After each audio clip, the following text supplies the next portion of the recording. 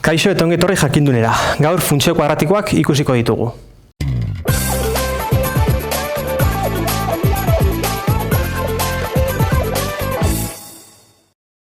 Aurreko bideoan funtzio kuadratikoen ezaugarriak ikusi genituen.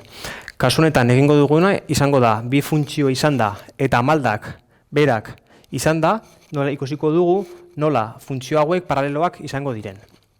Beraz, horretarako bi kasu desberdin izango genituzke. Lehendabizi, i berdin bi isa gehi 0 eta i berdin bi isa gehi 4. Hemen ikusten dugunez, i berdin bi isa gehi 0 izango litzateke i berdin bi isa. Eta hau izango litzateke ikusi genuen lehen adibidea. Hau da, proportzionaltasun funtzioak. Funtzio hauen ezaugarriak da beti 0,0 puntutik pasatzen dela funtzio hau.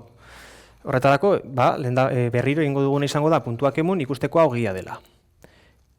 I0, I0. Beraz, funtzio hau puntu honetatik pasatuko da, 0,0tik, jatorritik.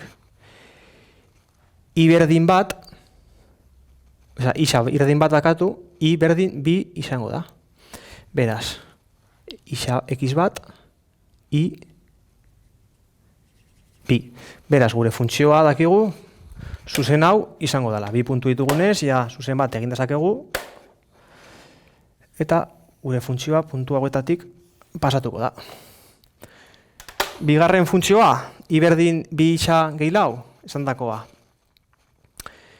4 izango da ordenatu jatorria, hau da, i ardatza nondik mozten dauen. Beraz, 0 puntua ematen badiogu, bi bider 0, 0, gehi 4, izango litzateke, bat, bi, hiru, 4, gure funtzioa puntu honetatik pasatuko da, eta dakigunez, honi paraleloa izango dela, hemen esan dizu edalako, adibidez egin dezakegu ja, zuzen bat, baina guazen puntuak emutera, zuek ikusteko hau egia dela.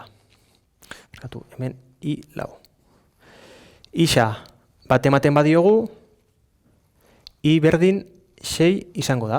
Beraz, bat, bi, hiru, 4, 5 hemendik egongo da, 6, isa bat,